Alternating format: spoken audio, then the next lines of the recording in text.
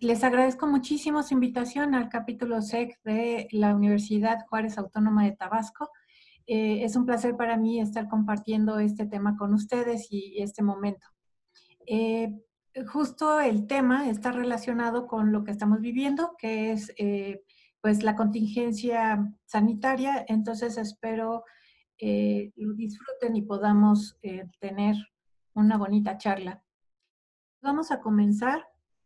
El tema en general es el ruido sísmico y vamos a empezar platicando qué es un sismograma, cómo, qué contiene cómo se lee, de qué se trata el ruido sísmico, a qué nos referimos con este término, cuáles son las fuentes que lo generan y vamos a platicar al final los efectos que ha tenido en los registros sísmicos el que nos estemos quedando en casa ante esta emergencia sanitaria. Bien, pues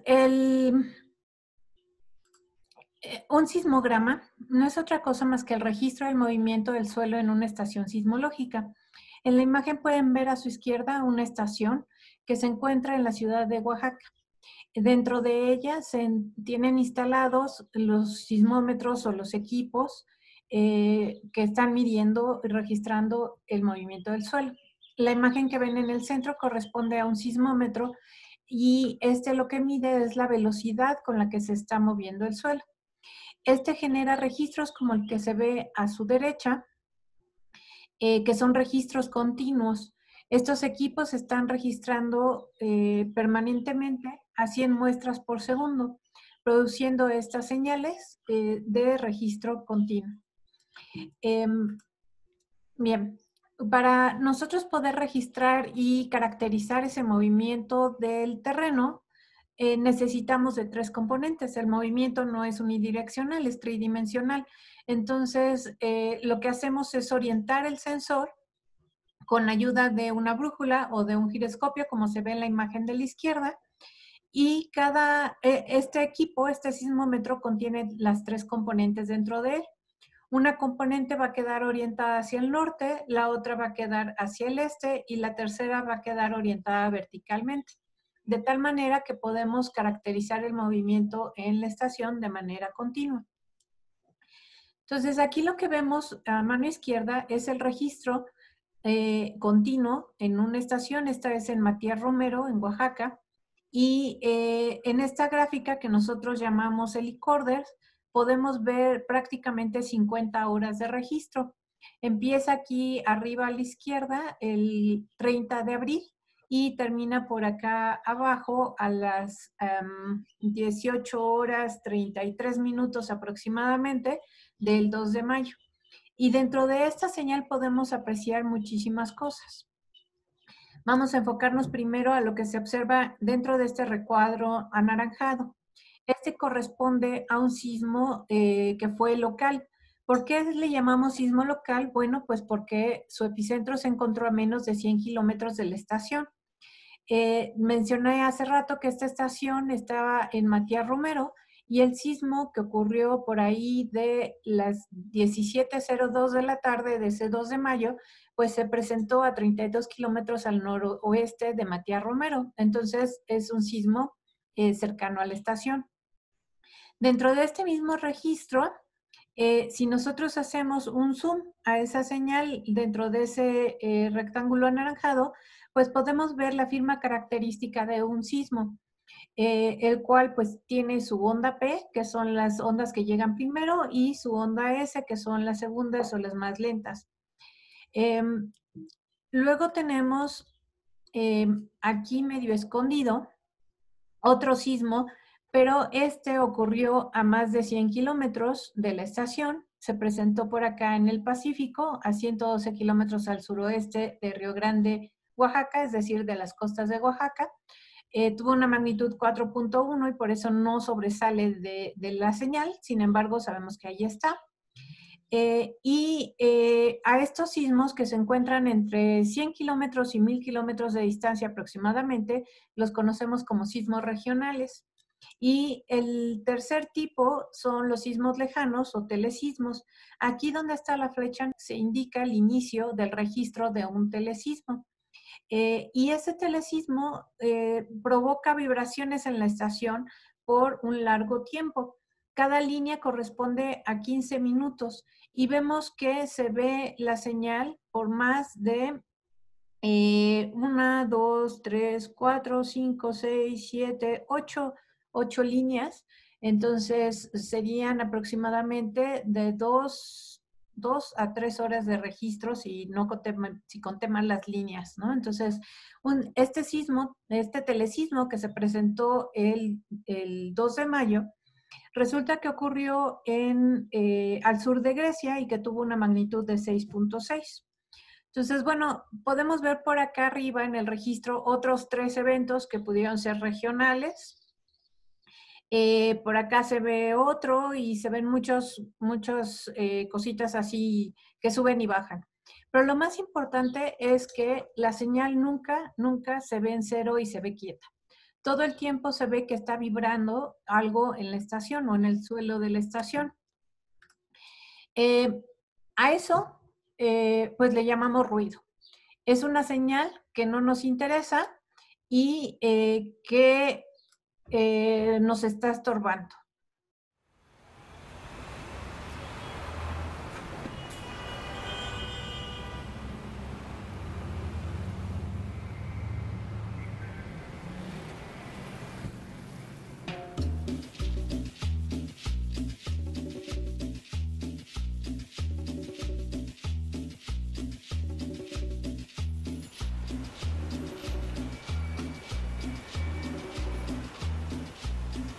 Se compra colchones, tambores, refrigeradores.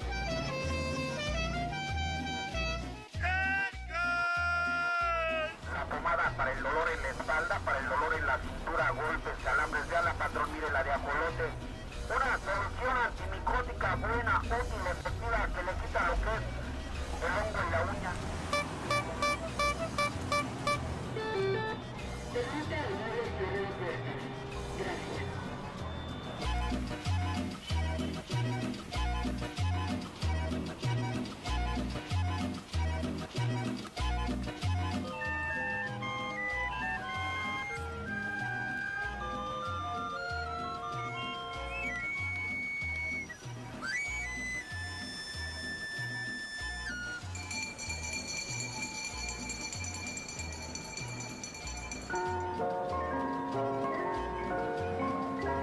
Los elotes calientitos, enteros y de vaso calientitos, los elotes, pásenle.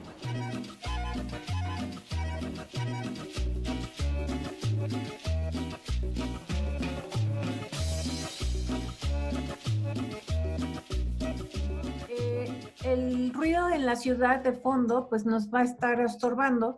Eh, si nosotros estuviéramos en una plática y todo este ruido de fondo, pues quisiéramos eliminarlo para poder escuchar mejor con la persona que estamos conversando. No siempre es posible, pero nosotros podemos, como geofísicos, hacer procesamiento de las señales para filtrar esa señal que no nos interesa y justamente quitar ese ruido. Pongo las imágenes de una casetera y de un cassette porque pues los que son chavos rucos o como ahora están diciendo población en riesgo, pues lo que hacíamos cuando le queríamos regalar una canción al susodicho o a la susodicha, lo que hacíamos era ponernos a grabar en el radio un cassette, ¿no? Entonces escogíamos las canciones que queríamos del radio y las grabábamos en un cassette. Y resulta que pues era un problema porque a veces entraba ruido. Por ejemplo, la radiodifusora lo que hacía era que ponía su marca de agua con la estación de radio de la que se trataba. O bien en ese momento empezaba a sonar el teléfono o el hermanito chiquito empezaba a molestar y entonces entraba mucho ruido en la canción que quería uno regalarle al amor de su vida. De tal manera que pues ese era un ruido que quisiéramos o una señal que nos estorbaba bastante y que quisiéramos eliminar. Afortunadamente hoy existen los medios digitales y a pesar de tener grabaciones con ruido, es posible eliminarlo. Ahora, el ruido sísmico es muy importante aclarar porque a veces no queda claro. Yo creo que en esta comunidad sí, pero a nivel de la población en general, el ruido sísmico no se refiere para nada al ruido sonoro. No tiene nada que ver con el sonido. El sonido es de la superficie hacia arriba, mientras que el ruido sísmico es de la superficie por abajo. Y se trata de vibraciones que está experimentando el suelo. Dicho de otro modo, el ruido sísmico es una señal que no corresponde a un sismo. La sismología tradicional a lo que se dedicaba era a caracterizar los sismos y también a entender y a dilucidar la estructura del interior de la Tierra, y para ello utilizaba sismos. Lo que hacíamos más adelante, cuando empezó la era digital, fue solo guardar el pedazo de dato que correspondía a un evento o a un sismo. Todo lo demás de la señal se tiraba, no se guardaba. De tal manera que hasta los años 90 o incluso finales de los 90, principios del 2000, pues no se tienen registros continuos. Fue hasta esas épocas que se empezó a guardar toda la señal completa en un continuo. Y se percataron de que había mucho ruido, que cada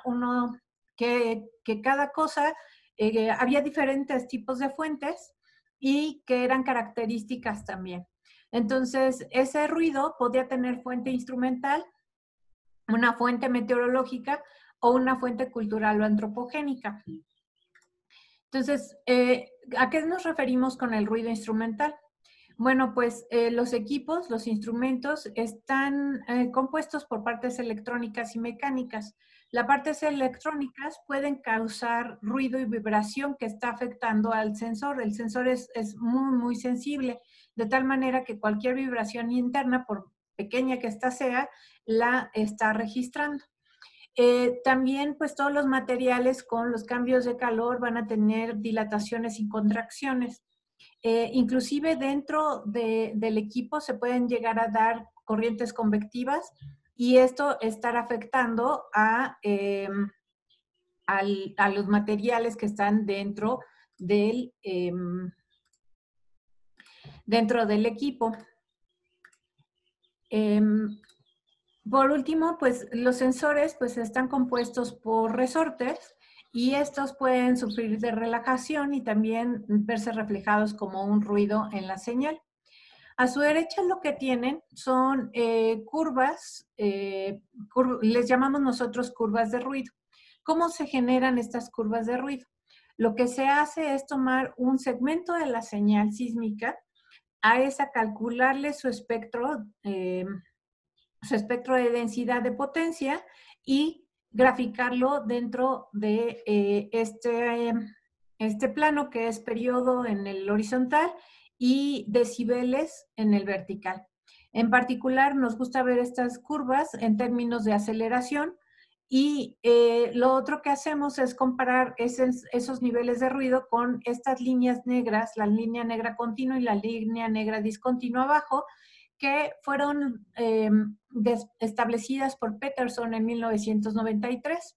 Peterson lo que hizo fue analizar el ruido en todas las estaciones de la Red Mundial de Sismógrafos Digitales y darse cuenta que todas las estaciones, sus ruidos quedaban enmarcados por esas dos curvas, de tal manera que se volvieron las curvas patrón y cuando uno quiere instalar una estación sismológica, lo que hace es revisar o hacer un análisis de ruido sísmico y si el ruido o la curva de ruido queda dentro de estas dos, significa que hay un ruido adecuado, un nivel de ruido adecuado en la estación y que ésta va a ser capaz de detectar y de registrar los sismos que nos interesan, que son sismos locales, regionales, telesísmicos, desde muy pequeñitos, magnitudes menores de 2, hasta grandes magnitudes. Entonces, en estas curvas, cada una de estas curvas corresponde al nivel de ruido en un día, en una estación que se llamaba Hute, y en ella podemos ver estos piquitos. Estos piquitos enmarcados por ese óvalo rojo, y esos son característicos de un ruido electrónico. Luego, también podemos tener ruido en la señal como producto de vibraciones, perdón, de fenómenos meteorológicos, y a este ruido le llamamos ruido meteorológico. ¿Por qué se dan estas vibraciones? Bien, pues se pueden dar por los vientos, por los oleajes, por los cambios de presión atmosférica o por la presencia de corrientes de agua. ¿Cómo pasa esto? Bueno, si tenemos el viento, pues el viento mueve los árboles, los postes, también mueve los edificios y las estructuras. Y esto lo que provoca es que todo, tanto árboles como postes, como estructuras, pues están cimentadas o enterradas en el subsuelo. Y entonces al mover el viento estas formaciones, estructuras, árboles, etcétera, lo que hace es mover sus raíces o lo que se encuentra enterrado y mover entonces el interior del subsuelo. ¿Qué pasa con el oleaje marino? Pues este produce un golpeteo en las costas, y ese golpeteo que es constante resulta que tiene bastante energía, y ese golpeteo inyecta energía elástica y ondas elásticas, y las cuales son transmitidas por el interior de la Tierra y pueden ser registradas en todas las estaciones del mundo. Un ejemplo de eso está en las curvas de la derecha, en las imágenes de la derecha. Corresponde a dos estaciones diferentes. Las tres de arriba corresponden a una estación hacia el norte de Hidalgo, que está cercano, está más cerca del Golfo de México, mientras que las tres imágenes de abajo corresponden a una estación cercana a la costa del Pacífico en Guerrero.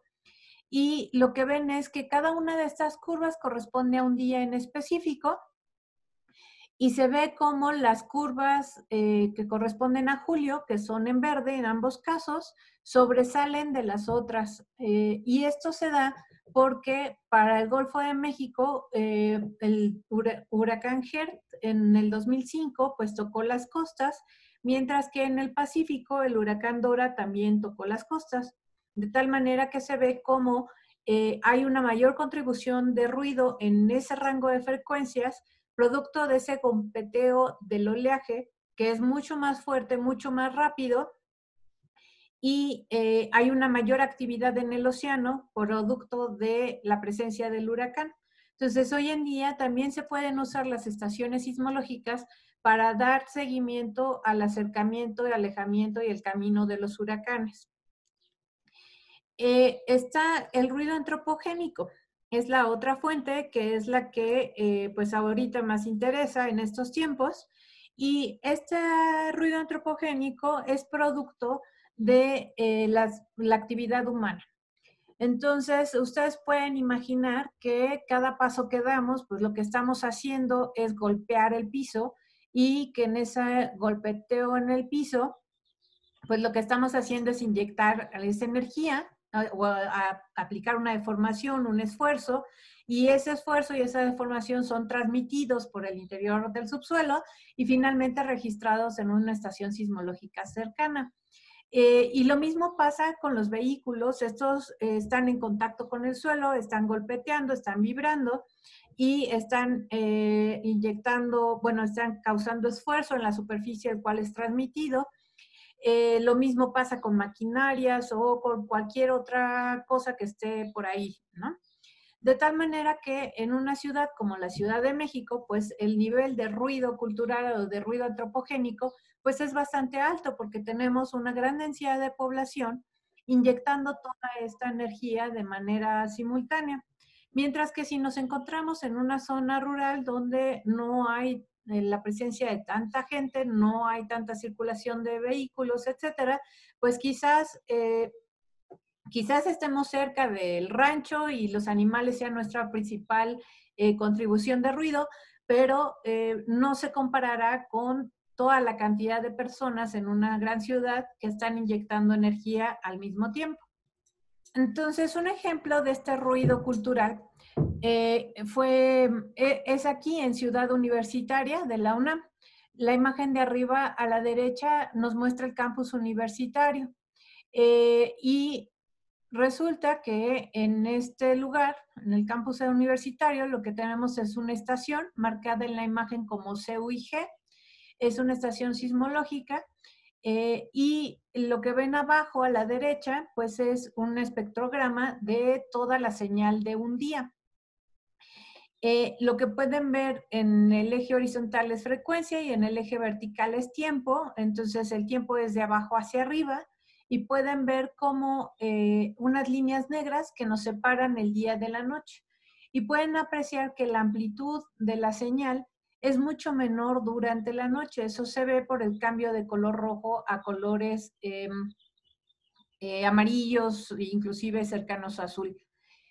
De tal manera que el nivel, lo que nos está diciendo esta imagen es que el nivel de ruido en Ciudad Universitaria no es el mismo durante el día que durante la noche, que es mucho menor en la noche. Y en especial aquí, en este día, se ven unos manchones rojos. Y eso se dan porque hubo un partido de fútbol en el estadio aquí Olímpico Universitario. Entonces, que vamos a ver en la imagen de la izquierda es ese mismo espectrograma. Vemos la señal sísmica en la segunda gráfica, y lo que ven en la tercera hilera, el azul es el pedacito que no hay ninguna actividad humana adicional, y en la derecha ven actividad humana adicional, y esa actividad humana es esta que ven abajo en el video. Casi no se logra apreciar, pero es un partido Pumas Boca Juniors, y la gente estaba feliz porque Pumas metió un gol, y entonces la gente empezó a saltar de alegría. Hay una porra por ahí que empieza, ¿cómo no te voy a querer? Y si se pone uno a saltarla con singular alegría y mucha pasión universitaria, pues resulta que genera unas señales que fueron bautizadas por los colegas como pumagramas. ¿Cómo se ven esos pumagramas? Bueno, pues se ven así como estas imágenes de aquí arriba, en medio arriba, en donde la señal de abajo corresponde al registro dentro del estadio y la señal de arriba corresponde al registro en esta estación de CUIG cercana al Instituto de Geofísica. Vemos que son muy parecidas, solo que empieza primero en el estadio, empieza después en la estación CU. También vemos que la amplitud se pierde, pero siguen el mismo patrón. Ahora, nosotros podemos ver esta señal y después de haber visto el video es muy claro qué es lo que pasa. Empieza la Rebel con su tambor a organizar la porra, la gente se empieza a animar, empieza a saltar, empieza a cantar y logran que prácticamente todo el estadio esté cantando y saltando al mismo tiempo, muy bien sincronizados. Y de pronto pues unos empiezan a cansar y dejan de saltar, pero se animan con el de al lado y se cansan y dejan de saltar, y así hasta que se pierde la sincronía que se tenía y finalmente la gente se cansa, deja de saltar y sigue viendo el partido como si nada. Entonces, lo que hicimos con un estudiante fue pues analizar cómo estuvo la temporada en 2007 y graficar el número de asistentes en el vertical, en el eje vertical, junto con el número del número de eventos o de pumagramas que distinguíamos en cada partido. Y entonces vemos que pues cuando la temporada, el Pumas juega contra el favorito de la temporada, pues se pone bueno el asunto, va más gente, por supuesto, pero también se generan más pumagramas, es decir, hay más gente saltando al unísono y están más eufóricos, sobre todo si va ganando Pumas. Pero también se pone bueno los partidos cuando son los clásicos del América y Cruz Azul, no importa que Pumas pierda, ¿no? Y luego cuando están jugando con el equipo que no era tan bueno esa temporada, que esa temporada resultó ser Tigres, no importa que los Pumas vayan ganando, pues no causa la misma emoción y no se generan tantos pumagramas. De tal manera que el ejercicio bonito podemos ver la actividad humana generando ese ruido para los sismólogos, pero que es posible caracterizar como una fuente que está dándose a cierta distancia de nuestra estación sismológica. Y esto se ha visto en muchos otros estadios, tanto de fútbol como de fútbol americano. Y también lo vimos hace 2 años, durante el Mundial. Recordarán que salió la noticia de que fue tanta la emoción de que México ganó a Alemania, de que habíamos provocado un sismo. Entonces, lo que hicimos como buen sismólogo curioso fue ir a poner un sismómetro cerca de la plancha del Zócalo, en donde se concentraba toda la gente a ver los partidos en una pantalla gigante y también se ponían a saltar de la emoción. Entonces, si analizamos el registro de 24 horas de esa estación durante el día del partido de Corea-México, desafortunadamente no lo pusimos antes de que empezara el Mundial, pero lo pusimos después de que se generó toda esta fake news de que México había generado un sismo con la emoción. Entonces, aquí vemos ese registro de 24 horas y vemos cómo está bien diferenciado el día de la noche. La noche tiene un menor nivel de ruido y cómo se ve que empieza el día del partido con un mayor nivel de ruido que el día anterior, a pesar de haber sido un sábado. Y vemos cómo durante el partido, aquí enmarcado en magenta, pues se ven unos grandes picos.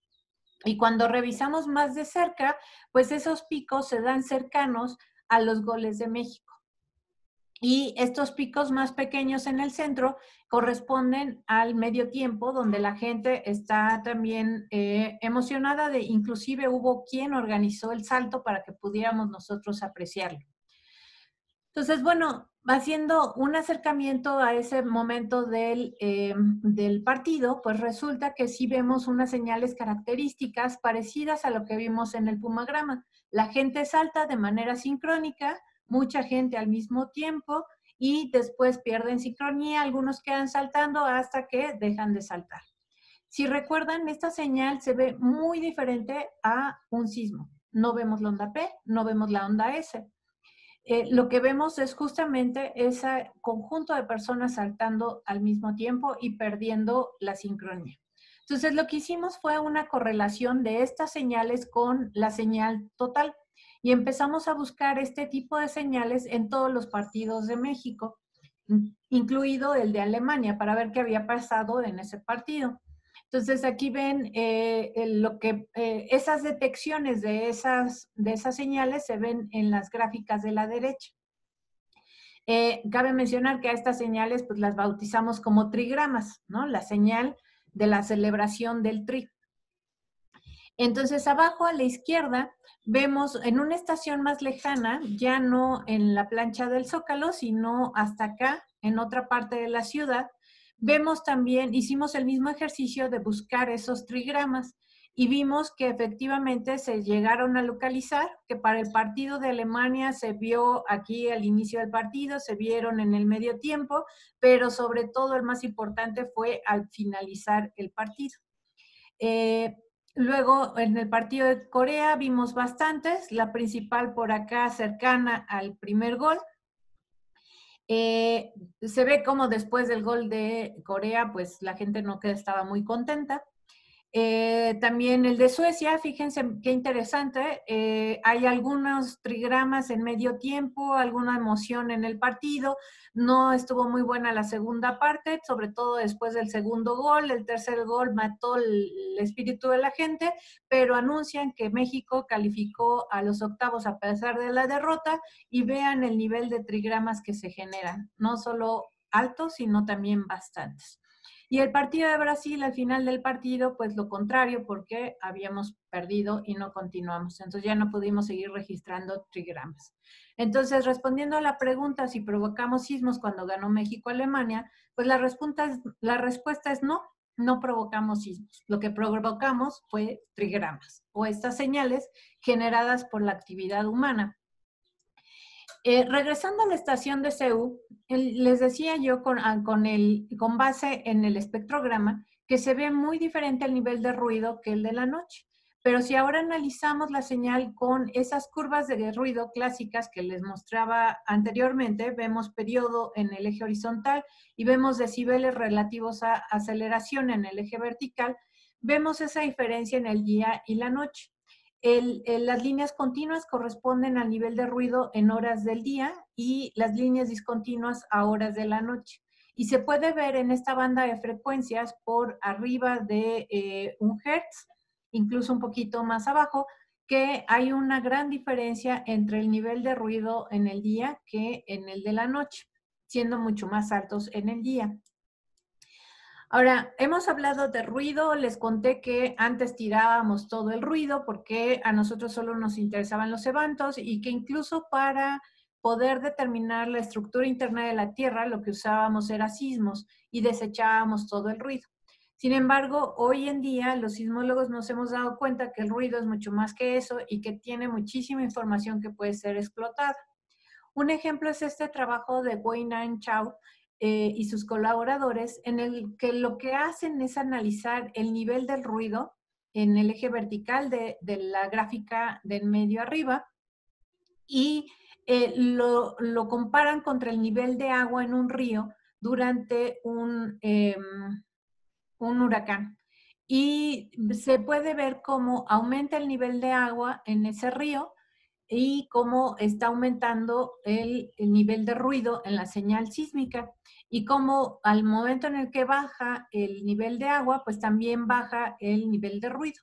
Y entonces lo que han empezado a establecer los sismólogos son metodologías para poder monitorear la bajada de ríos, si traen muchos sedimentos, si traen lodos, si traen grandes bloques de rocas. Y esto lo están empezando a implementar también como un monitoreo y prevención hacia los poblados en corriente hacia abajo. Otro ejemplo es este trabajo de Kim y colaboradores en el que ellos se dan cuenta que hay una correlación importante entre el nivel en los acuíferos y los niveles de ruido en la estación.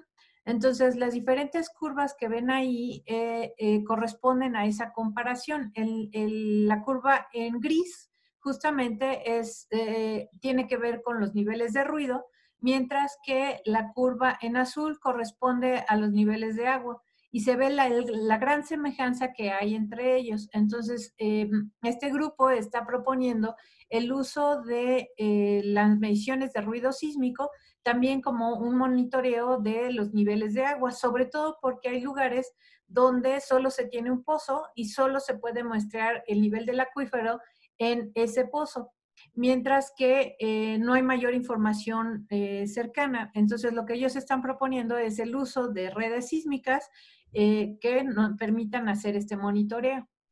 Ahora, les decía que antes usábamos solo los sismos para determinar la estructura interna. Pues hoy en día también se usa el ruido sísmico para determinar la estructura interna. Inclusive en exploración petrolera le llaman sísmica pasiva y sísmica pasiva tenía que ver con esperar el terremoto, pero hoy en día es simplemente registrar, tomar un periodo de registro y ese procesarlo por medio de correlaciones de las señales entre estaciones para poder determinar la función de Green entre las estaciones que me dilucida mi estructura. Aquí tienen un ejemplo de la estructura sísmica del volcán de Colima, determinada por Espica y colaboradores, abajo a la izquierda, y esta otra de Castellanos y colaboradores para determinar la estructura de la corteza en la zona de Oaxaca y Veracruz. También se puede ver incluso a profundidades mayores de 50 kilómetros, llegando en algunos casos hasta unos 100 kilómetros. Ahora, cada estación tiene su nivel de ruido propio y las fuentes que contribuyen pueden ser diferentes. Cuando nosotros estamos buscando el sitio donde colocar una estación, buscamos que tenga el menor nivel de ruido posible para que la señal que nos interesa, que son los sismos, pues sobresalgan de esa maraña de señales que está llegando a la estación. Y bueno, cada estación va a tener su nivel de ruido y este dependerá de la geología que se tenga. Por ejemplo, si es una geología de una roca muy competente, pues transmite muy bien la energía. Entonces, aunque la fuente de energía esté lejana o la fuente de ruido esté lejana, pues al ser una roca tan competente va a tener muy buena transmisión y la vamos a poder registrar. Mientras que si es una roca que es menos sólida, sedimentaria, sedimentos, pues esta no transmite la señal tan bien, lo cual puedo tener una fuente muy cercana y no escucharla o no registrarla porque no tengo esa buena transmisión.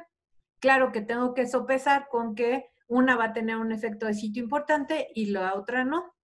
Entonces tengo que encontrar el balance entre el nivel de ruido y efecto de sitio. Ahora, hay muchas formas de instalar. Por ejemplo, si estoy instalando sobre una roca, pues no voy a hacer un agujero para instalar, pero si estoy instalando sobre sedimento, idealmente voy a enterrar el equipo para tratar de evitar cambios de temperatura, vientos y otras fuentes de ruido que pueden afectar mi estación. Hay quienes entierran en casetas, hay quienes entierran, hay quienes instalan enterrando el equipo. Y todo eso afecta en los niveles de ruido. Hay quienes en las estaciones ponen una sola pared, hay quienes ponemos dos, etcétera.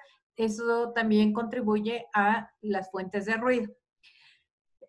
Aquí en medio lo que ven es la ubicación de 100 estaciones sismológicas temporales que formaron parte de un experimento que se llamó Mesoamerican Subduction Experiment. Cada puntito es una de esas 100 estaciones y sus curvas de ruido están en la gráfica de la izquierda. Cada color corresponde a una de esas estaciones ordenadas por latitud.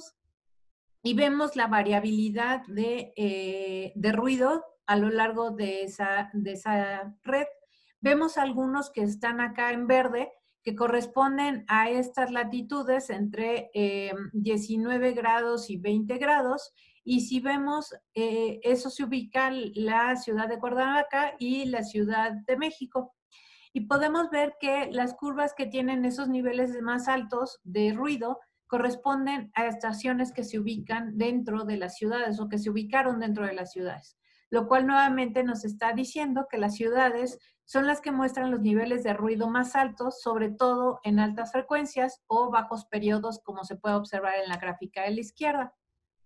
Ahora, ¿cómo analizar el ruido de una estación? Lo que hacemos, decía yo, es tomamos el pedazo de señal y sacamos su curva de densidad de potencia, su espectro de densidad de potencia y lo graficamos aquí. Y eso lo hacemos para todos los segmentos que componen un periodo o un lapso de tiempo. Podemos analizar el nivel de ruido en una hora, en un día o durante todo un año. Entonces graficamos cada análisis de segmento de señal con su curva correspondiente. Entonces tenemos un conjunto de curvas. Ahora, lo que hacemos es analizar su distribución, lo cual se ve a la derecha. Entonces, aquí la distribución está reflejada en los colores. Más rojos significan que más curvas pasan por donde está marcado en rojo y azul menos curvas. Y las líneas cian y la línea magenta me están denotando el percentil 5 y el percentil 95 de esa distribución. De tal manera que lo que me están diciendo es que el 90% de las curvas quedan distribuidas entre la línea cian y la línea magenta, mientras que la línea negra me está denotando la mediana de esa distribución. De tal manera que yo puedo usar esas tres curvas o bien solo la mediana para estar caracterizando el nivel de ruido de una estación. Entonces, puedo comparar cómo se ha comportado durante un año una estación. Esto es un ejercicio que hizo uno de mis estudiantes para 2016 y vemos las estaciones de Mazatlán arriba, Morelia en el centro y CU o Pozo abajo.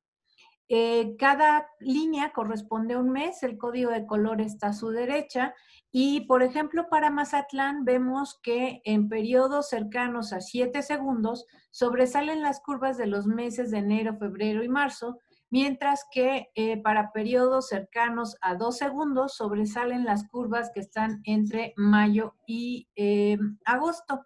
Entonces, lo que estamos viendo ahí es una temporalidad, una variación en los niveles de ruido que tiene cierta ciclicidad, porque lo vamos a ver esto año con año, y que nos está reflejando eventos meteorológicos relacionados con las temporadas de lluvia y sequía y el comportamiento del océano y de los vientos cercanos a la costa.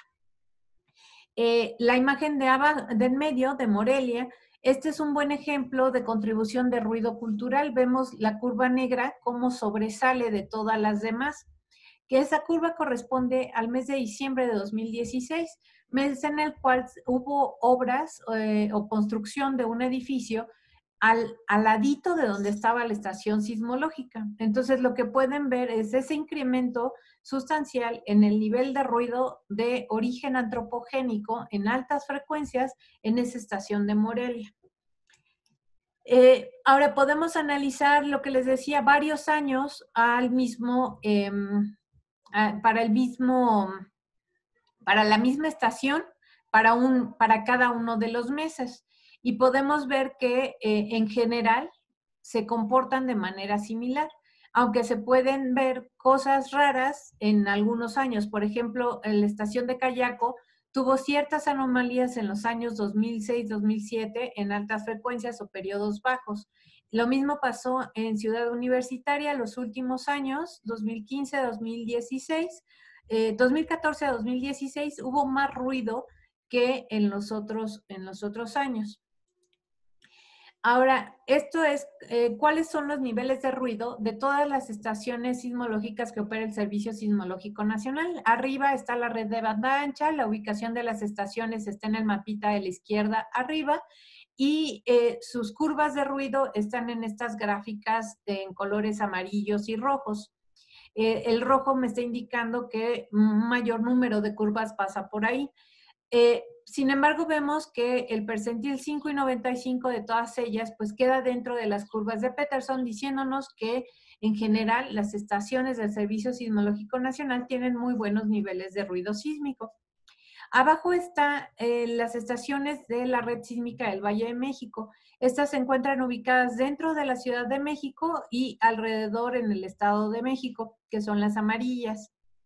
En las gráficas de la derecha vemos cada una de sus curvas y aquí sí podemos ver que hay estaciones que tienen niveles de ruido muy altos y justamente de ruido antropogénico caracterizado entre 1 Hz, por arriba de 1 Hz. Y esto se debe a que se encuentran dentro de la Ciudad de México. Entonces vamos a ver de cerca estas estaciones. Aquí nuevamente tenemos a la Ciudad de México y cada símbolo corresponde a una estación sismológica dentro de ella. Vemos una estación aquí ubicada en ICBM. ICBM corresponde a la alcaldía de Iztacalco. Esta estación se encuentra instalada dentro de una preparatoria de la UNAM.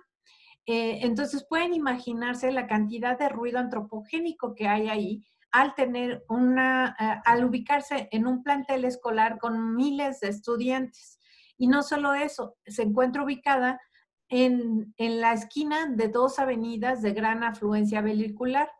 Entonces, para analizar su ruido, lo que hicimos este año es poner cada una de las medianas de las curvas de ruido alineada aquí verticalmente, día por día. Entonces, en el eje horizontal lo que tienen es día a día, empezando con el 1 de enero hasta el día que hice esta gráfica. Y en el eje vertical periodo, abajo son periodos bajos, frecuencias altas, y arriba son periodos altos, frecuencias bajas. Y el color me está diciendo la amplitud de esa curva de ruido en decibeles relativo a aceleración. Luego ven unas líneas verticales discontinuas. Ellas lo que me están haciendo es enmarcarme los fines de semana y encuadrarme los días entre semana. Entonces, el intervalo corto corresponde a fin de semana, el intervalo largo a fin de semana. Y por ahí unos intervalos que se ven un poquito más anchos corresponden a fines de semana largos que ha habido durante el año. Entonces, como pueden ver, se tiene un mayor nivel de ruido o de amplitud en periodos bajos, frecuencias altas, y pueden ver una ciclicidad entre los días de entre semana y fines de semana, teniendo un mayor ruido entre semana y menor en fin de semana. Donde vean blanco significa que no hubo datos ese día en tiempo real. Y pueden ver que a partir de este momento, que estoy marcando con el cursor, que además coincide con el anuncio del subsecretario de Salud de decirnos que venía la jornada de sana distancia, se observa cómo hay una disminución en el nivel de ruido. Esto deja de tener colores cálidos y pasa a tener colores fríos y se ve cómo disminuye incluso más a lo largo del tiempo. Vemos otra estación, esta se ubica en la alcaldía de Tláhuac, por acá. Tláhuac es una de las zonas más densamente pobladas de la ciudad. Sin embargo, la estación se encuentra ubicada en un parque ecológico, por lo tanto, no está tan cercana a las fuentes de ruido. De tal manera que no es tan dramático la reducción en el nivel de ruido en estas frecuencias por arriba de 1 Hz, pero vamos a ver otra visualización de esto mismo en el cual es más fácil de apreciar la reducción. Tenemos otra estación aquí de ejemplo en la alcaldía Benito Juárez, una zona altamente poblada. Esta estación se ubica en una casa de cultura, la cual pues ha estado cerrada desde la que inició la jornada de sana distancia, pero sí vemos que hubo una reducción de ruido nuevamente a partir del anuncio, no se esperó a que iniciara la jornada. Vemos la última estación ubicada en Ciudad Universitaria, la que les presenté originalmente con el pumagrama. Esta se ubica aquí en esta instalación, en un pozo de 20 metros aproximadamente. Y vemos que a pesar de estar a 20 metros de profundidad, esta estación también alcanza a ver ese decremento en la actividad. Y aquí me gustaría apuntarles a 2 fenómenos que se observan. Esta primera semana de enero, el nivel de ruido es más bajo que esta segunda semana de enero. ¿Por qué? Bueno, pues porque la UNAM está completamente cerrada esa primera semana de enero y regresa a actividades regresó a actividades este año a partir del 6 de enero. Entonces, pues claramente era mucho menor el nivel de ruido en la estación. Otra cosa que me gustaría que vieran, pero creo que se ve mejor en la siguiente, es, sí, viene mejor en la siguiente. Entonces, bueno, ya medio les platiqué que sí hay un efecto de quédate en casa en estos registros sísmicos, pero vamos a verlo más de cerquita. Entonces, estas son las mismas gráficas, solo que están cortadas a 1.1 segundos arriba. Para resaltar esas diferencias que les mostraba hace rato y que puedan observar cómo a partir de ese primer anuncio, el 13 de marzo, empieza la reducción de ruido en todas estas estaciones. Pero fíjense aquí en la estación de Benito Juárez, aquí se ve como en esta semana, entre el 6 de abril y el 13 de abril, hay una reducción todavía más abrupta en el nivel de ruido. Y eso corresponde a los días santos. Entonces, de manera natural, los días santos, jueves santo, viernes santo, sábado y domingo, es una maravilla andar en la Ciudad de México porque está muy, muy tranquila, no hay tráfico, no hay gente y se puede circular y cruzar la ciudad en poco tiempo. Y pues no fue la excepción. Con todo y que ya nos estábamos quedando en casa, esos días la gente, pues no sé si se quedó en casa o salió de la ciudad, como normalmente lo hace, pero hubo un nivel de ruido mucho menor.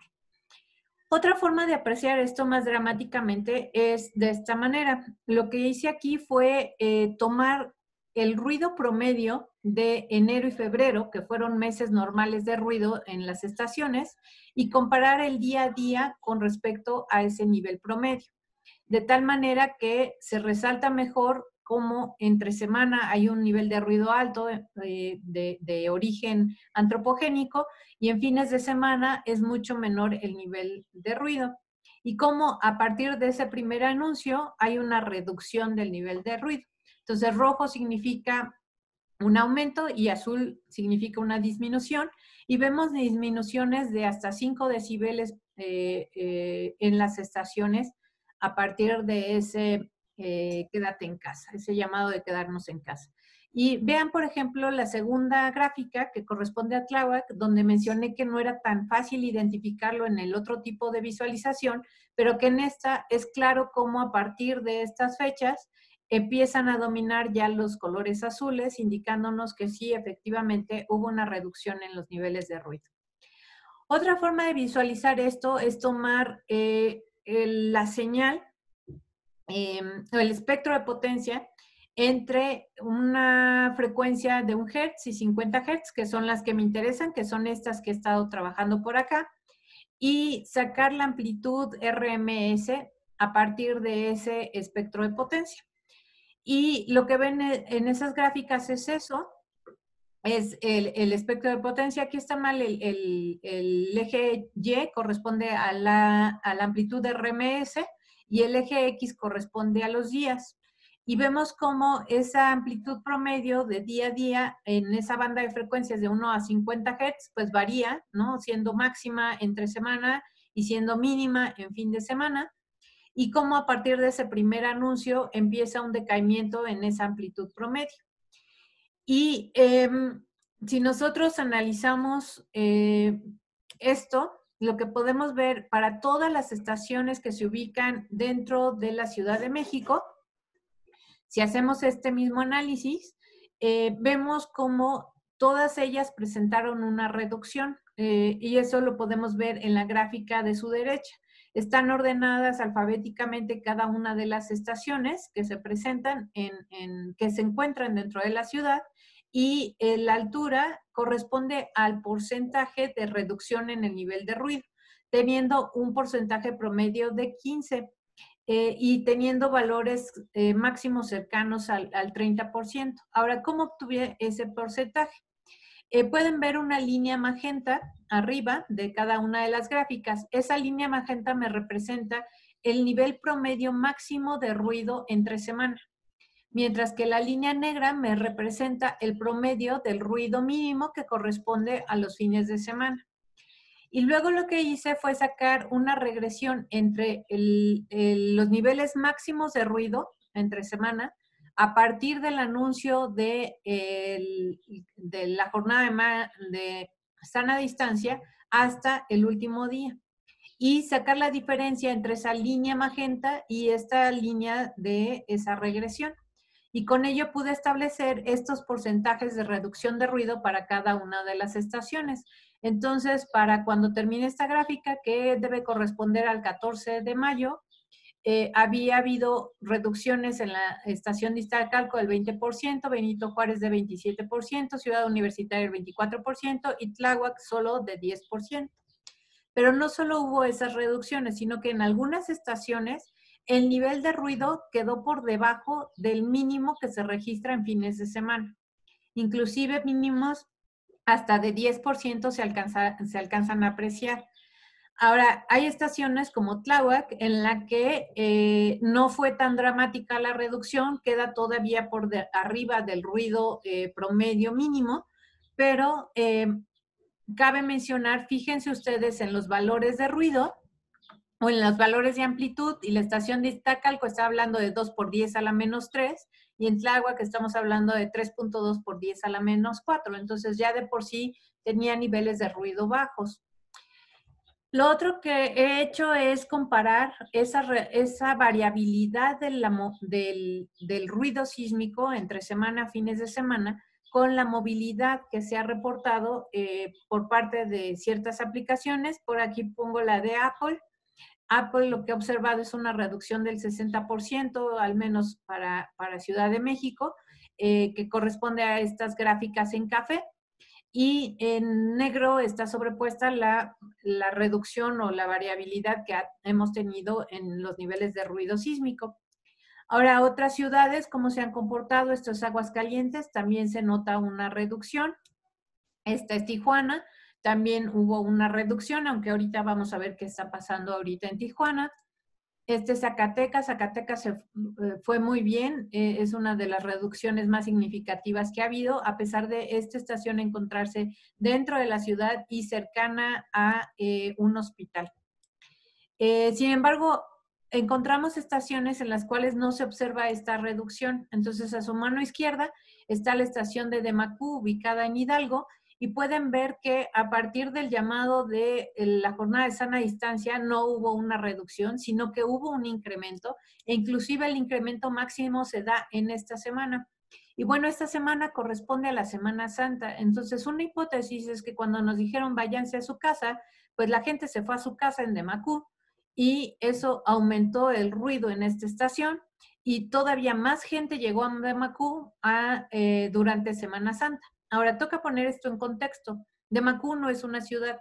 Demacú es un poblado con un número menor de habitantes, no tiene una alta densidad de personas y lo que sí tiene es población móvil de gente que trabaja en la ciudad, sea Pachuca o ciudades de Hidalgo cercanas, Querétaro o inclusive la Ciudad de México, lo cual hace que tenga estas implicaciones de movilidad en las vacaciones.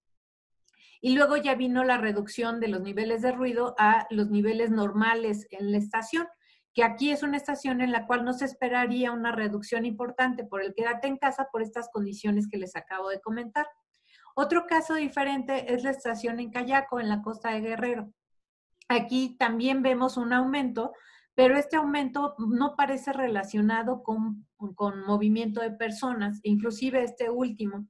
Más bien lo que parece es estar relacionado con algunos eventos meteorológicos que se dan en la costa y que afectan a frecuencias similares a las de el ruido por origen antropogénico. Esto es oleaje de periodo muy corto y vientos muy rápidos. Ahora, ¿cómo vamos ahorita? ¿Qué ha pasado en estos últimos días o en esta última semana desde que generé estas gráficas? Aquí les puse otros ejemplos. Está arriba a la izquierda está Hermosillo, abajo a la izquierda está Tijuana, a la derecha Benito Juárez, que ya se las presenté, e Iztacalco, que ya se las presenté. Y aquí lo curioso en Hermosillo y Tijuana es que hubo una reducción muy importante en Hermosillo, se fueron muy bien, incluso llegaron a niveles máximos por debajo del ruido promedio mínimo y ahorita ya va en ascenso nuevamente los niveles de ruido. Tijuana lo mismo, tuvieron una reducción y va hacia arriba. Y traigo esto a colación porque ayer escuchaba yo con detenimiento la conferencia de prensa del subsecretario y justo mencionaba esto, ¿no? Y puso como ejemplo Tabasco, en cómo hubo esta caída de número de casos y de pronto se está viendo nuevamente un repunte y apuntaba a que una semana antes había pasado algo, que había habido movilización de personas y por lo tanto, pues tuvo que haber contagios hace una semana. Entonces, ¿cómo vemos Tijuana? Pues en esa misma situación. La semana pasada hubo más movimiento que la antepasada y parece que esta semana hay todavía más movimiento. Entonces, bueno, vamos a esperar. Tijuana no se veía una gráfica parecida en lo que presentaron ayer, pero vamos a esperar la próxima semana a ver cómo se ve. Ciudad de México no se ve tan mal, parece que todavía estamos abajo, pero sí hubo por acá un pico alto a inicios de la semana pasada que habría que ver cómo se reflejó en los casos que se presentaron en la Ciudad de México esta semana. Ahora, ¿son solo los instrumentos los que perciben esta reducción en el ruido o también nosotros? Hubo un sismo en Guerrero el 20 de abril, por acá en las costas, fue de magnitud 5 y normalmente esos sismos no generan mayor comunicación con las personas. Esto son mapas de intensidades macrosísmicas que se generan a partir de encuestas realizadas por la gente, enviadas por la gente a través de la página de internet de la Universidad Autónoma de Nuevo León y nuestra página principal en el servicio. Como pueden ver, sismos similares en localizaciones similares, magnitudes cercanas 4.9 hasta 5.1, generaron inclusive la mitad de encuestas, ¿no? 49, 84, hasta 29 encuestas. Y algo muy interesante es que estas encuestas son sometidas por gente en la Ciudad de México, en la zona del lago, que es una zona que amplifica la onda sísmica.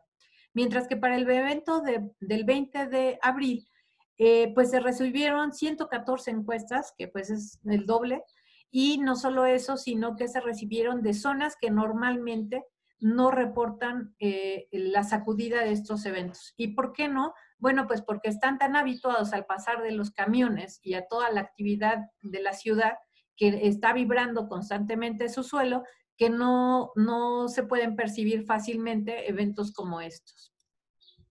Ahora quedan muchas preguntas. Una es si podemos usar el ruido sísmico como monitoreo y pronóstico. Entonces, algo tiene que ver lo que les presenté en la última lámina del ruido. Es si ahorita vi un aumento en los niveles del ruido sísmico, pues vamos a ver las curvas de casos de COVID en una semana y vamos a ver si se correlacionan. Sismológicos, bueno, pues ¿habrá mejorado nuestro nivel de detección? Parece que sí. Y bueno, toca comprobarlo de alguna forma más analítica. Y la otra es si hay implicaciones al explorar la estructura. Como les conté, o sea, hoy en día se usa el ruido sísmico para determinar la estructura interna, pero esto supone que hay que el ruido sísmico es estocástico y que todas sus fuentes vienen de todas direcciones. Pero ahorita estamos quitando una fuente importante, que es el ruido antropogénico. Y hay estaciones en las que realmente esto de que es ruido estocástico y distribuido azimutalmente no se cumple porque la avenida pasa de un lado o por algunas otras circunstancias. Entonces, hay investigadores que van a analizar esta parte en cómo está afectando la orientación de las fuentes y la ausencia de las mismas. Entonces, para terminar, bueno, pues recordar las señales sísmicas nos están representando las vibraciones que está experimentando el suelo. Estas vibraciones tienen múltiples causas, entre ellas pues está la actividad humana. Como resultado de esta jornada de sana distancia, pues en las ciudades mexicanas lo que hemos observado es una reducción del nivel de ruido antropogénico. Fuera de las ciudades, la reducción no es tan significativa, inclusive en algunas estaciones se llega a ver un aumento, pero este aumento puede deberse en algunos casos a la presencia de algunos fenómenos meteorológicos que están ocurriendo cercano a las estaciones. Y por último, bueno, los niveles de ruido sísmico están correlacionados con la densidad poblacional y con la actividad de la gente en esa zona. Y bueno, recordarles, quédate en casa, no solo por el ruido sísmico, sino por mantener esta curva de COVID aplanada. Y con eso, pues les agradezco muchísimo su atención y quedo abierta a sus preguntas. Tengo una mano levantada. Jair, adelante. ¿Qué tal? Buenas tardes, doctora. Le agradezco por su tiempo y por la presentación. Estuvo muy, muy completa. Me surge una duda, ¿cómo podemos usar el ruido sísmico para estudios de interferometría sísmica? No sé, Justamente la interferometría sísmica se hace con ruido sísmico. Sí, a partir de exploración, no sé, en campos geotérmicos.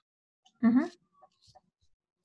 Entonces, lo que se hace es que tienes dos estaciones registrando simultáneamente y tienes un pedazo de ruido que corresponde con el mismo pedazo en tiempo de ruido y lo que haces es una correlación de esas señales.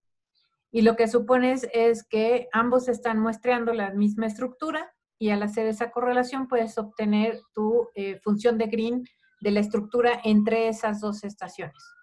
Y eso se hace para campos geotérmicos, para campos petroleros, para estructura en general. ¿Y nos podría servir también para tener una mejor construcción de los perfiles de velocidad? Sí, por supuesto. Sí, porque tendrías un modelo de velocidades entre esas dos estaciones. De acuerdo, suena muy, muy interesante, le agradezco. Con gusto. Gusto verte también en este seminario, Rogelio. Creo que coincidimos en uno en la mañana. ¿Podría usarse el ruido sísmico para comprender la ocurrencia de terremotos? No me queda muy claro si entiendo tu pregunta. Y no logro visualizar el cómo. O sea, ¿cómo usamos el ruido para comprender la ocurrencia de terremotos? Mira, más bien, lo que hoy en día se está haciendo es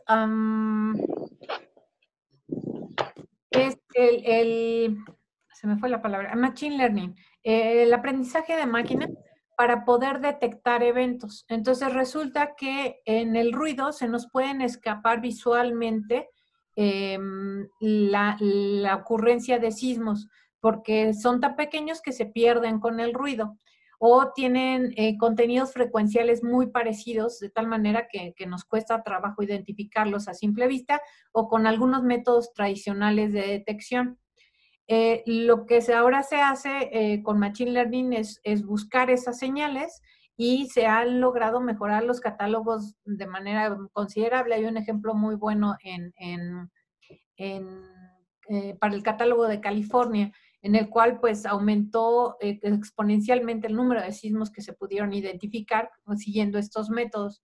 También lo que se ha podido hacer es que gracias a eso se ha podido identificar con mayor frecuencia la ocurrencia de precursores, pero todavía está muy bajo el porcentaje como para poder usarlos de pronóstico, ¿no? No sé si por ahí va tu pregunta, Rogelio, o en qué sentido va. Veo otra mano alzada. Me voy a abrir el micrófono. Me llamo Zaira. Es que yo estoy haciendo mi tesis sobre el sismo que ocurrió en el 2017. Estoy mapeando las fallas geológicas que se activaron en 2 municipios del Estado de México. Digo, en un municipio que es Tenancingo de Degollado. Y ahí hubo varias comunidades que se afectaron y elegí 2. Pero no sé si, bueno, mi curiosidad es de cómo se comportó el ruido sísmico, si hay así como antecedentes de que iba, si se puede ver como un antecedente de que iba a ocurrir el sismo, porque hubo el 7 de septiembre y el 19 de septiembre, ¿no? Uh-huh. Y no sé si hay alguna correlación. No, no la hay. Y creo que tiene que ver con la pregunta que acabo de responder, ¿no? En el ruido sísmico, el ruido como tal no implica sismicidad, pero puede contener sismos que no podemos visualizar fácilmente. Entonces, no, a simple vista no hay nada que nos esté indicando que va a suceder otro. Y también, como lo dije hace un rato, a pesar de que las técnicas de aprendizaje de máquina han logrado mejorar los catálogos y nos han podido decir que con mayor frecuencia de la que creíamos se presentan precursores, pues resulta que no es significativa como para poder decir, ahí viene algo, ¿no? Entonces, no, hoy en día sigue sin poderse usar para esto. Y pues Okay. no hay evidencia de tal cosa en los sismos del 2017. Ok, muchas gracias, doctora. ¿No? ¿De qué? Y luego está JLEAN, JLEN. Sí. Ajá. Sí, muy buenas tardes. Leandro Pérez del Servicio Geológico Colombiano. ¿Qué tal? Bien, bien, sí, doctora. Bueno, primero que todo agradecerles por esta valiosa presentación y básicamente mi pregunta está orientada al análisis de ruido sísmico para efectos de sitio. Ajá. ¿Qué tanto se puede hacer con esa información? Sí, Tomando el ruido sísmico de las estaciones acelerógrafas, tanto de redes urbanas como a nivel de un territorio más regional. Justo lo que se hace para efectos de sitio, hay al menos 2 métodos que ahorita ubico rápidamente. Uno es el H sobre B y otro es el SPAC. Ambos lo que usan es ruido. Se pone la estación, se deja registrando durante 1 hora, 3 horas, 1 día, 3 días, y de ahí se sacan los cocientes espectrales de las componentes horizontales entre la vertical para el método de H sobre B, o bien para el SPAC se hace interferometría en arreglos triangulares de estaciones para ver la estructura dentro de ese triángulo, ¿no? Y poder determinar ese efecto de sitio. Entonces es de lo más común que se use el ruido sísmico para ello. Hay parte de H sobre B que se hace con eventos, con sismos, con registro de sismos, pero es muy, muy común usarlo con ruido. Tiene sus asegúnes como la amplitud total, pero la frecuencia fundamental sí te la determina muy bien el uso de ruido. Doctora, No sé, ¿qué diferencias puede haber entre, digamos, esto que usted menciona, o sea, haciendo el mismo procedimiento, pero rotando las componentes? Rotando las componentes del H.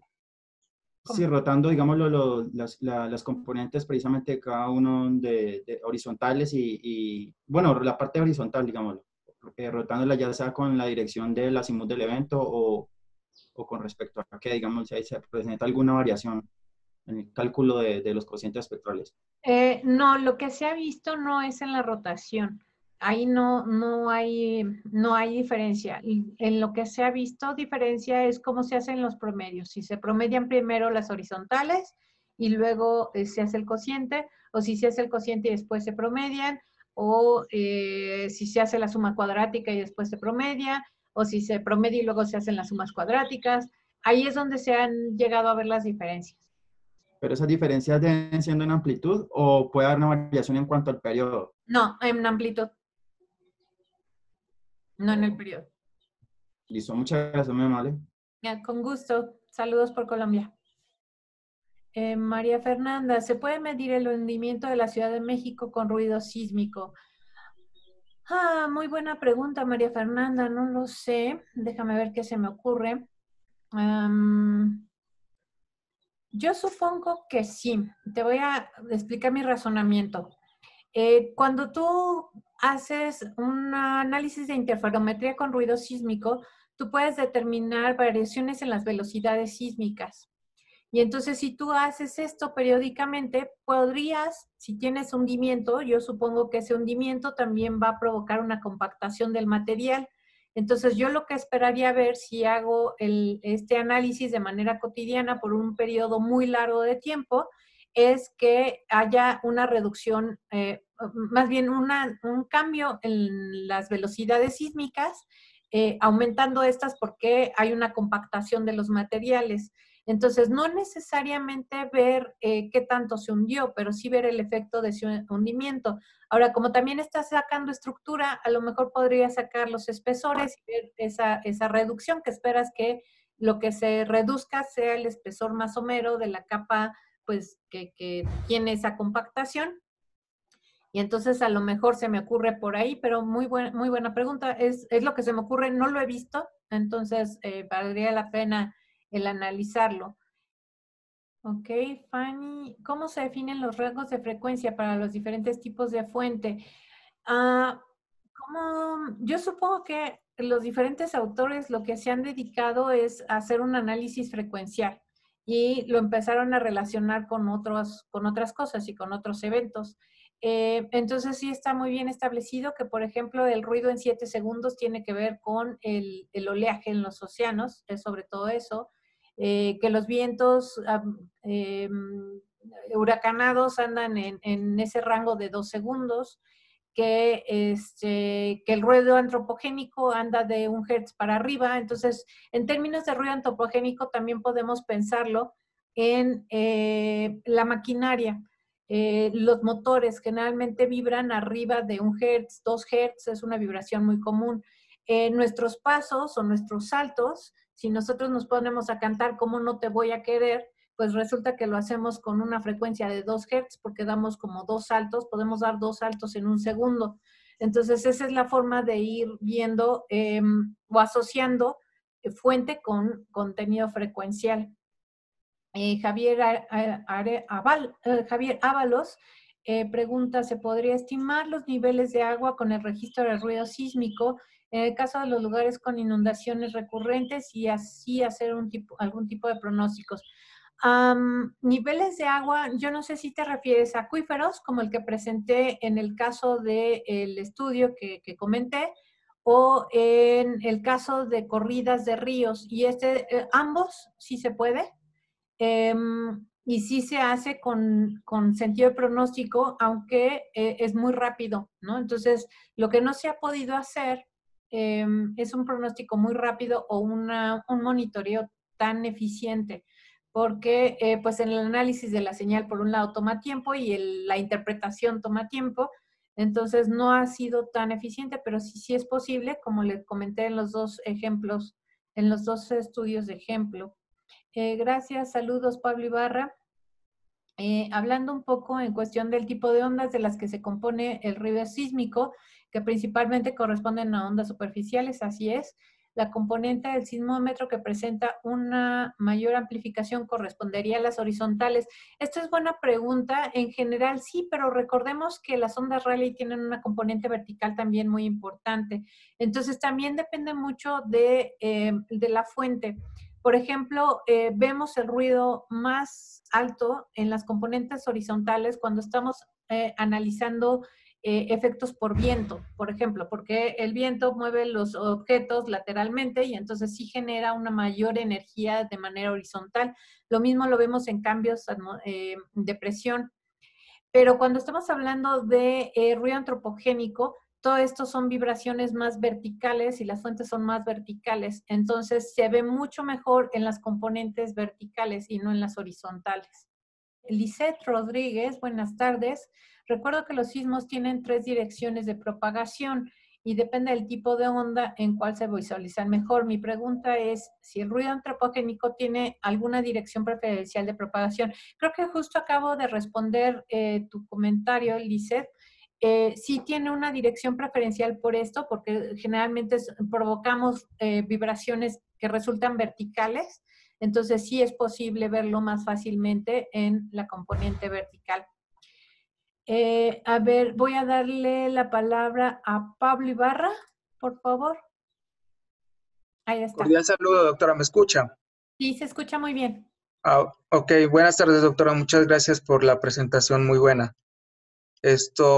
Doctora, pues formulé la pregunta sobre lo de las ondas superficiales, que es las que se compone principalmente el ruido, pero también quería adicionar algo respecto a su respuesta y a la pregunta misma.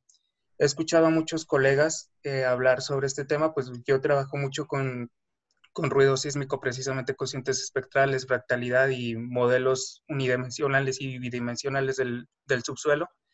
Y hay una parte que le he escuchado, como dije, a colegas donde hablan sobre la poca amplificación que tiene la componente vertical en cuestión, bueno, tiene poca amplificación de la componente vertical en relación a estas ondas. Entonces, no sé hasta qué punto sea cierto esto o desde qué punto de vista lo están tomando, porque no he encontrado como que algo certero o un estudio que apruebe esa calificación de la poca amplificación, sobre todo de esta componente. Ahí sí te la debo, Pablo, yo tampoco lo he visto. Sí, no quisiera responderte bajo mi mejor criterio, sí necesitaría yo buscar sobre el tema. Cabe mencionar, yo realmente me dedico al análisis del ruido sísmico, así como se los presenté hoy, pero no me dedico al efecto de sitio como tal. Entonces, ahí estoy un poquito débil en ese tema, ¿no? Entonces, sí, te debo esto que me estás comentando, pero te lo agradezco y lo tomo en cuenta para revisarlo. Ok, doctora. Muchas gracias. Al contrario, gracias a ti, Pablo. Saludos. Igualmente. Y Kevin Gómez, que también tiene la mano levantada. Adelante, Kevin. Bueno, buenas tardes, ¿me escucha? Sí, se escucha bien, Kevin. Muy buenas tardes, antes que nada, muchas felicidades por la presentación, muy completa. Y mi pregunta va orientada a un punto que comentó del ruido sísmico pasivo, de lo que usan para la exploración, bueno, más que nada la caracterización para el agua, para los acuíferos. Yo actualmente estoy realizando una tesis en Ixpujil-Calakmul. Allá tienen un grave problema con el agua. Ellos carecen de agua potable, de acuíferos que puedan explotar. Entonces, mi pregunta orientada a si se puede utilizar el ruido sísmico para caracterizar todo el terreno, para identificar las propiedades de los acuíferos, o hasta qué punto me arroja de propiedades de estos acuíferos. No, hay que recordar, entonces el método de sísmica pasiva lo que te va a caracterizar son velocidades. Entonces tú lo único que vas a poder caracterizar es tu estructura sísmica en términos de velocidades de ondas elásticas. Puedes llegar a ver anomalías por presencia de fluidos del acuífero, pero no necesariamente va a ser tan significativa como para poder caracterizar tu acuífero. Lo que presenté del estudio te habla de los niveles del acuífero como una respuesta a un cambio de velocidades en el tiempo, no estático, sino en el tiempo. Entonces, lo que ven los autores es, viene un ciclón, hay muchísima lluvia y entonces el acuífero se recarga, aumenta el nivel y por lo tanto hay una variación muy, muy pequeñita de las velocidades, sobre todo de las velocidades S. Pero, pero no es poder caracterizar la forma y todo lo que se le requiere caracterizar al acuífero. Entonces, no creo que te sirva como método para caracterizar, te sirve como método complementario y sobre todo si quieres monitorear los niveles del acuífero, pero nada más. Ok, muchísimas gracias. Con mucho gusto, Kevin. Buenas tardes, Fanny. ¿Se podría determinar la frecuencia de resonancia de un depósito sedimentario? Sí, Fanny, esto se hace con la metodología de H sobre B. Si estamos hablando de que ese depósito sedimentario es tu capa más somera, entonces lo que puedes determinar es justamente la frecuencia fundamental de esa última capa. Bueno, les dejo mi correo electrónico si tienen dudas, comentarios. Me pueden escribir ahí. También pueden seguir al Sismológico en sus redes sociales para más información. Y les agradezco muchísimo su atención y todo su tiempo. Nosotros le damos las gracias a usted, doctora, por permitirnos un poco de su tiempo. También le damos las gracias al ingeniero Alberto, que fue el que nos ayudó a tener este momento con usted, y a todos los asistentes por igual ser parte de esta charla. Muchas gracias. Gracias, buen provecho a todos. Hasta luego. Igualmente. Hasta luego.